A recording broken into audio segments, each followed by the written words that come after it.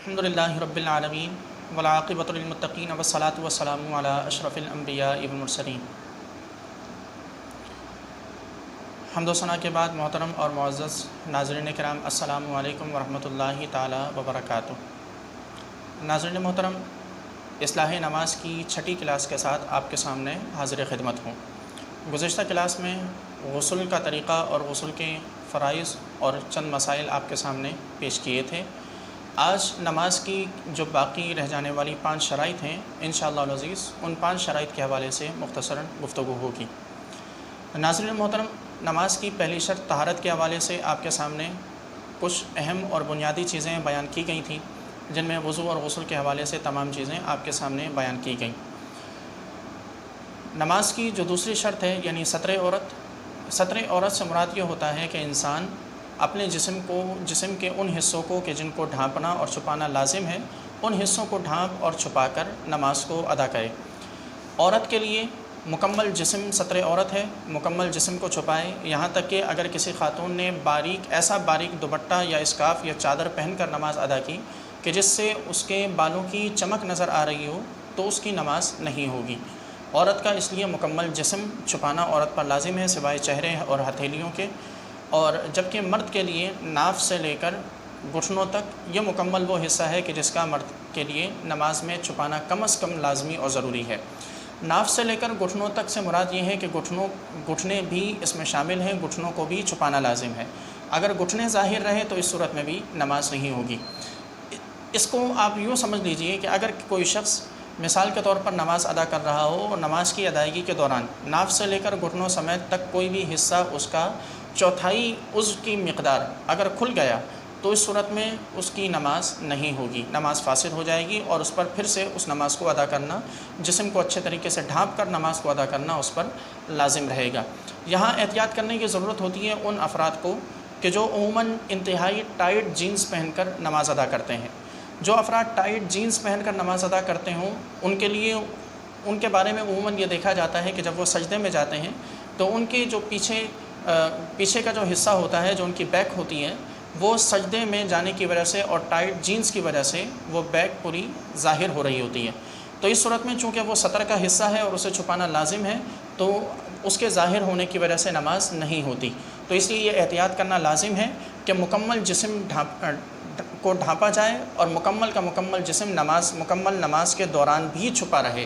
ایسا نہیں ہے کہ نماز سے پہلے جسم کو ڈھانپ لیا، اب نماز کے بیچ اگر جسم کا کوئی حصہ یعنی جو اعضاء چھپانے جن کا لازم ہے ان میں سے کوئی بھی حصہ اگر ظاہر ہو جائے تو اس میں کوئی ایشو نہیں ہے، بلکہ جس طرح نماز کے شروع میں نماز کو آغاز کرنے کے لیے جسم کا ستر عورت کا چھپانا لازم ہے، بالکل اسی طرح نماز کے آخر تک اس کا چھپے رہنا بھی لازم ہے۔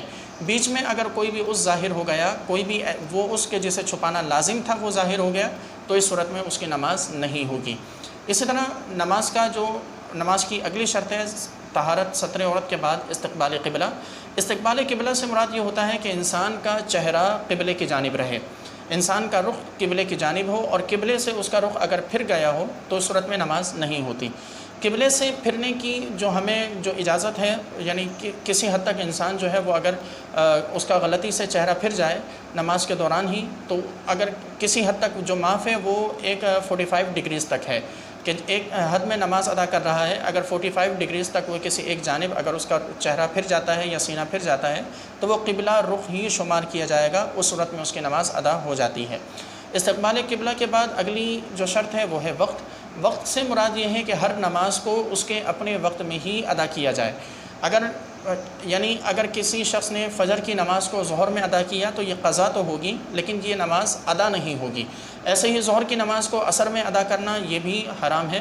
اگر ظہر کی نماز کو عصر میں ادا کیا تو یہ قضا تو ضرور ادا ہو جائے گی، لیکن یہ ادا نماز اپنے وقت کی ادائیگی کی جو فرضیت تھی اور اس کا جو ثواب تھا وہ حاصل نہیں ہو سکے گا۔ نماز کی اگلی شرط یعنی 5ویں شرط وہ ہے نیت دل کے ارادے کو کہتے ہیں۔ اگر کسی شخص نے دل میں ارادہ کر لیا کہ میں فلاں نماز ادا کر رہا ہوں، فلاں نماز کی اتنی رکعتیں میں ادا کر رہا ہوں، دل میں اگر ارادہ ہو تو بھی کافی ہے۔ لیکن بہتر یہ ہے کہ زبان سے ارادہ کیا جائے، زبان سے نیت کی جائے۔ یہ زبان سے نیت کرنا یہ مستحب عمل ہے۔ اگر کوئی شخص بالفرض زبان سے نیت نہیں کرتا، زبان سے اپنا ارادہ ظاہر نہیں کرتا، دل میں ارادہ رکھتا ہے، تو اس صورت میں بھی اس کی نماز ادا ہو جائے گی۔ اور دل کے ارادے کو پہچاننے کا جو آسان طریقہ ہے وہ یہ کہ کوئی بھی شخص اس کنڈیشن میں نماز ادا کرے کہ جب وہ نماز کے لیے آئے اور اگر بالفرض وہاں اسے کوئی بھی شخص اس وقت روک کر پوچھ لے کہ تم کون سی نماز ادا کر رہے ہو، تو وہ فوراً سے اسے جواب دے سکے کہ میں فلاں نماز ادا کر رہا ہوں۔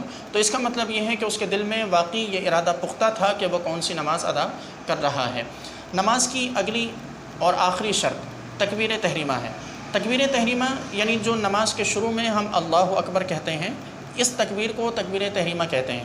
یہ تکبیر کہنا یہ شرط بھی ہے اور یہ تکبیر کہنا فرض بھی ہے۔ یعنی نماز کو شروع کرنے کے لیے، نماز کا آغاز کرنے کے لیے اس تکبیر کو کہنا شرط بھی ہے۔